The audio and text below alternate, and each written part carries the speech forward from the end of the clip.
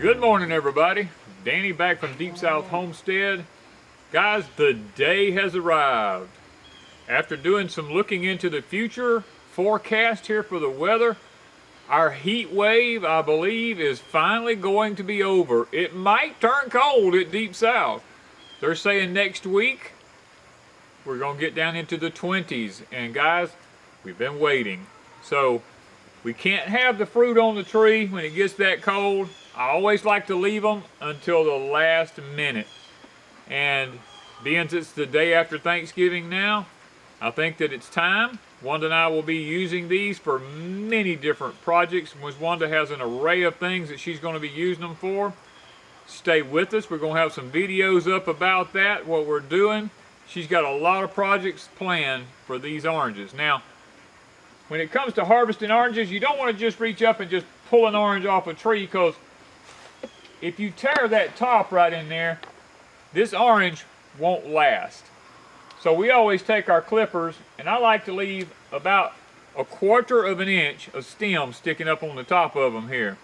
That ensures me that this orange has not been damaged and is not going to dry out too quick and give us a little bit of time.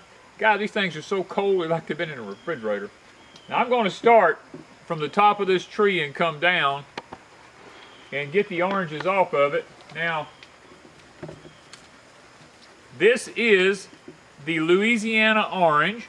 Probably one of the sweeter oranges we found here for Deep South Homestead. Matter of fact, it's been one of the most prolific. It has been one that has withstood the cold and everything that we have here. We're very well pleased with it. It seems to always ripen right around Thanksgiving, which is perfect for us because we use it a lot. Miss Wanda the other day made cranberries, homemade cranberry sauce, and she actually used some of these oranges and squeezed into the homemade cranberry sauce. It made a lot of difference in the taste of it. And there is nothing like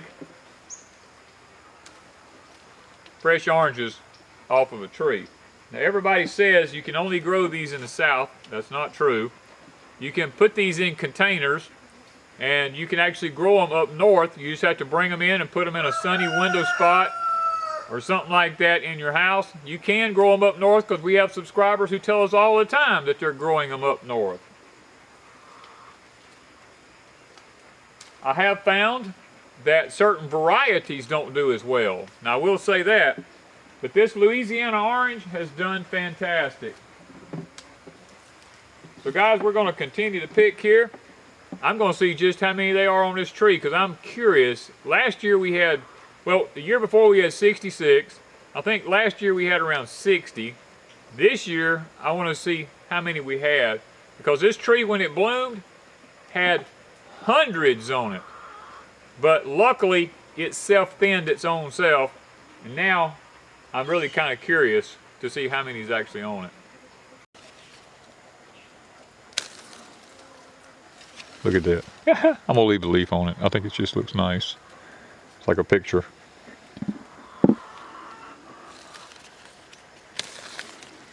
Beautiful.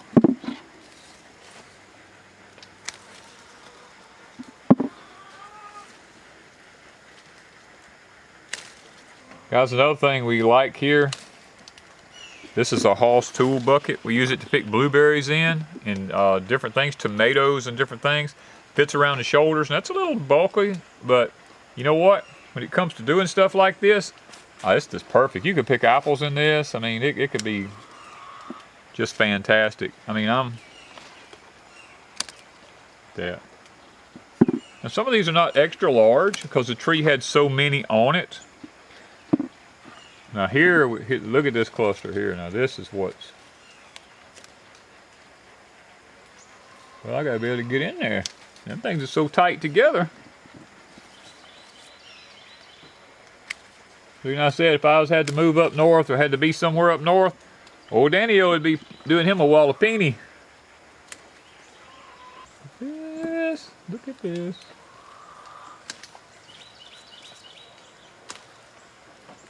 Look at that. Beautiful.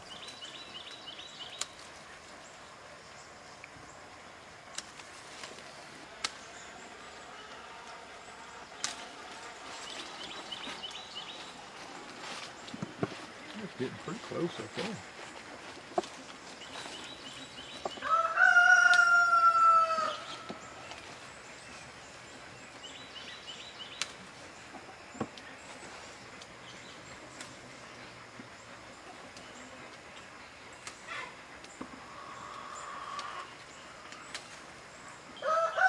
Well guys, this thing's starting to get full.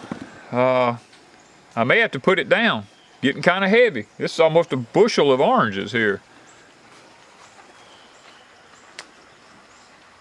I mean, this is a lot. I'm really amazed at,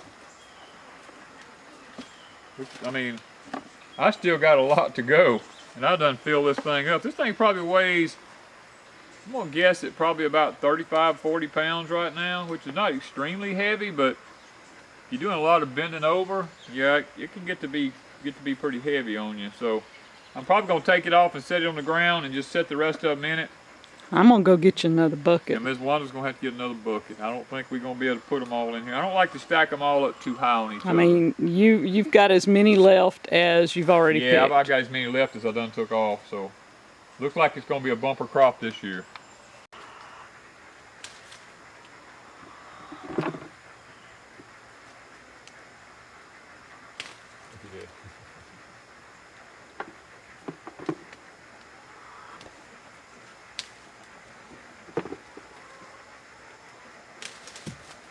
Put two of them.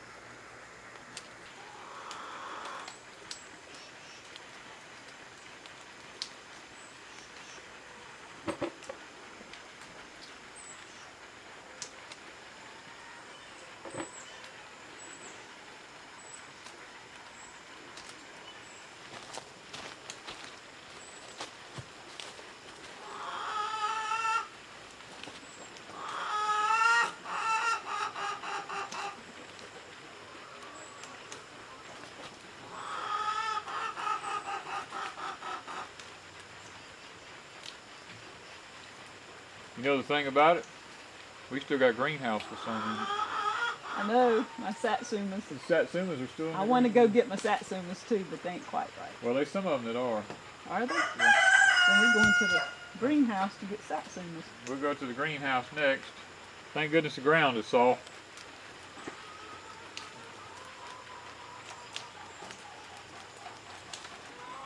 All right, guys, we got one more to go. Have y'all guessed how many? Because we're going to count them. Last one. I have an idea of how many that we have, but I'm pretty sure I'll probably miss it by a few, but I can tell right now there's a certain amount already.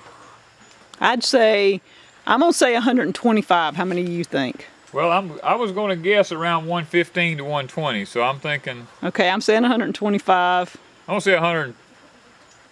Gosh. A number. Come on. 118. Well, Wanda and I just counted them. And Wanda was a little closer than I was.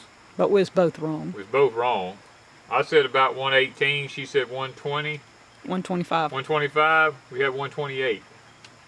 I mean, she was closer than I was. So 128 oranges. That's double the production from the last 2 years. It is. You think about it. We had 66 has been our best year so far. This year is 128. So. And we lost half the tree to a freeze last year. Yeah. So I mean, if as many had been on there as they was when it pollinated,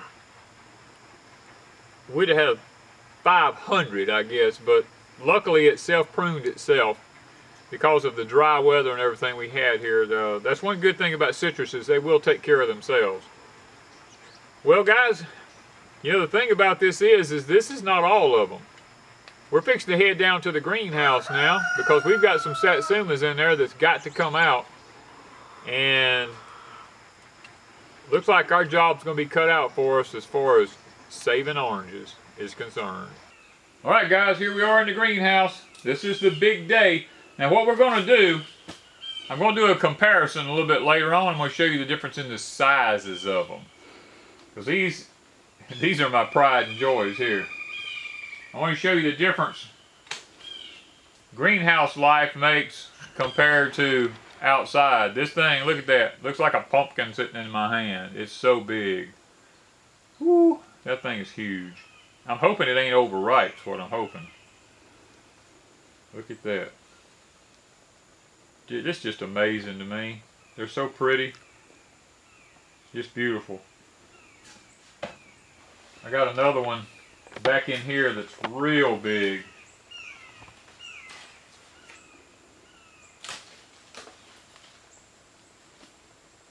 Look at that. Big as a pumpkin sitting in my hand. We'll compare them when we get to the house. To our Cherokee tans. Well, we could compare them to the Cherokee tans, yeah. Yeah. And the oranges. And the oranges.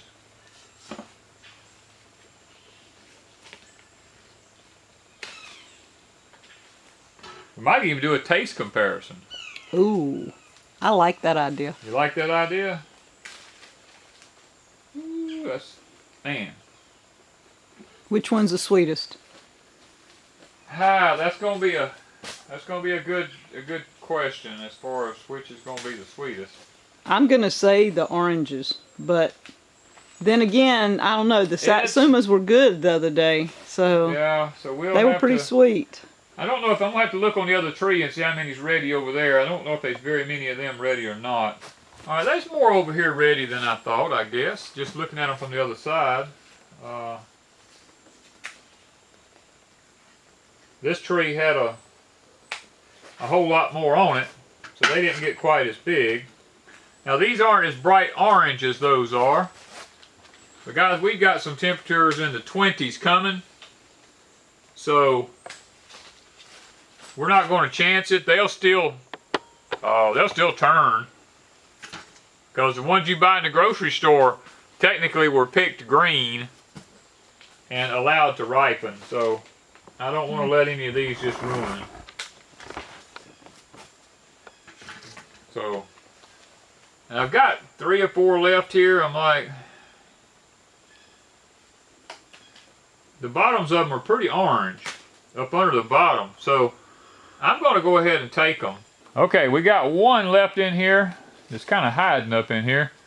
This one is solid green. It doesn't have any change in color. I'm going to actually leave it. I always like to experiment with one every now and then. So I'm going to leave this one and just see how it does. I don't know if it's that big of an issue or not, but I'm going to leave it, I think. Or should we pick it and just see how green it is and see how it tastes? Let's leave that one. We got some that's kind of green and orange. Okay. So let's leave this one and see. It's going to freeze probably next week. And yeah. If we have to, we can come get it. It won't ruin. If it freezes, we can still take it off. We still take it off, yeah. We'll still take it off. But we're just going to leave the one. Let's go see the lemons. Let's go look at the lemons. All right, guys, we're out here at our lemon tree. It's not really turned to the point that I want it to yet. So probably what's going to happen here is, being we're not going to heat this greenhouse, I'm probably going to pull all the briars over to the side, and I'm probably going to put a cover over this lemon tree to protect it from the extreme cold we have coming until these have time to turn more yellow. I don't want to pick them and them still that green. I'm just afraid I won't get all the lemony taste that I need. I would rather just try to cover it. So I think that's what we're going to do with this tree, is just cover it and try to protect it until it actually they actually get ripe on it. Okay, guys, we've got our pineapple here. And at Deep South, we've learned growing pineapples here that if we let them turn yellow on the plant, they're way sweeter than they are if you get them in the store like this. Now, they're still sweet, but nothing like they are if you let them get ripe on the plant. So we're going to probably cover this one also. to protect it from the cold, just because we want to let it get really ripe on the plant. So it's another tropical fruit we have in here. We're probably not going to take it off. We're going to just let it go and try to get something over just this pot here and cover it to protect it. Okay guys, we ended up with 20 Owari Satsumas, and 2 of them, or look at that, like pumpkins, they're so big. So we're going to head back to the house. We're going to compare one of these big old giant ones to the oranges and just see if there's any difference in taste, and which one we actually prefer as far as taste is concerned. So let's head back to the house and let's just see what the differences are in them. Well, here we are back in the house, guys. We're going to take the Satsuma and an orange, and we're going to see.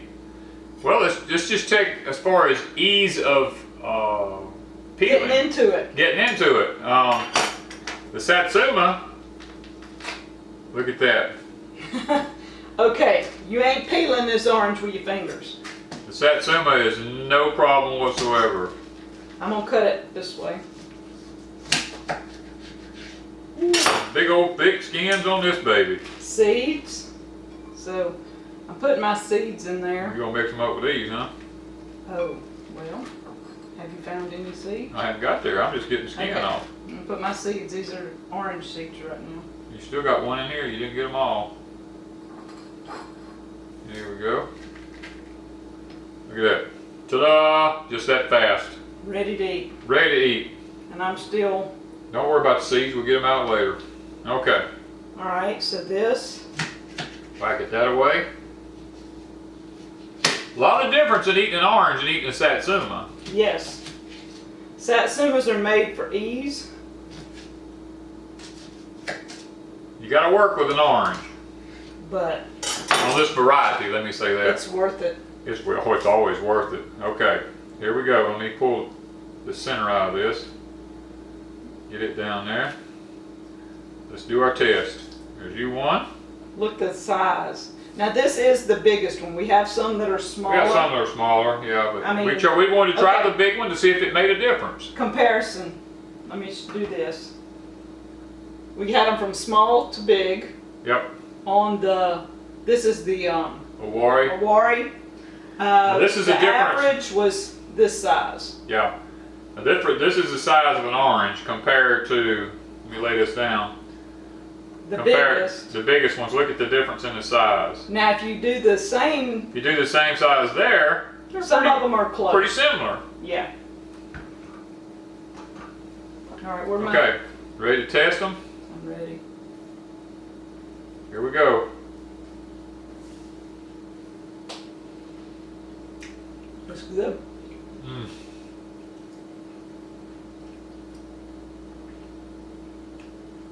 And you can eat this. This has a lot of good. Yeah, this is called a pit. It's still good. All of it's good, and Wanda's going to be doing some stuff with that. Now, the reason I chose the largest Satsuma was because a lot of times when something gets extremely large, it loses a lot of its flavor. That one still tasted good. And this one still tasted pretty good.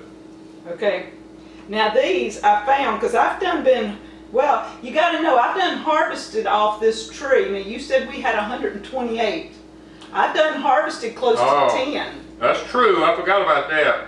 Maybe 12, because 2 of them fell to the ground green. I don't know, we had somebody here one day and I found 2 green ones on the ground. I took them, brought them in, and I did a video on Crazy Days with a green orange still taste orange, and it was amazing. It tasted delicious. So I tested those 2. Since then I've went and snuck a couple and ate them as a snack, and then I took off 3 or 4 for the cranberry sauce. Cranberries, yeah. So we're over 100 and close to nearly 140. Close to 140, yeah. So I forgot about those. Yeah, so, well, I'm fixing to taste this thing.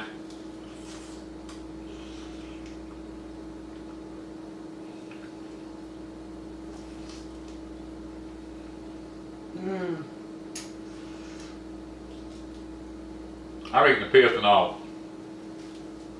I don't care. I'm only leaving my peelings because we got plans for the peelings. I'm gonna put these seeds so I don't mix them up. Yep. Okay, so what do you think? Uh, I had to even know one of these to make sure I know what I think.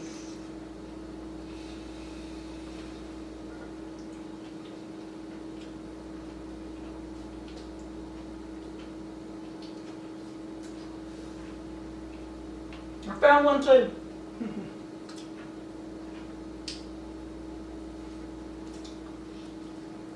Ease of peeling. Satsumas win hands down. yeah. Taste. The orange wins. The orange wins. The orange, the Louisiana orange, has more flavor. It's more vibrant. Yeah.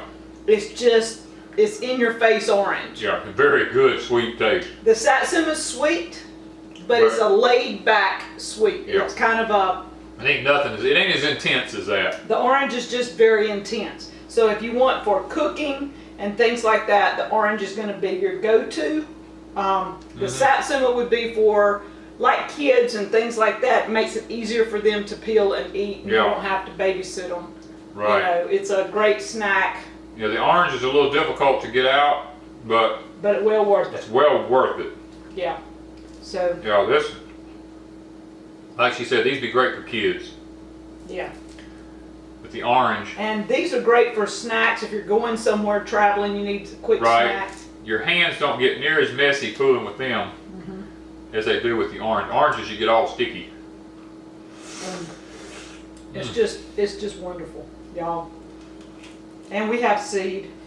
Wanda's gonna play around with some of these seeds just because.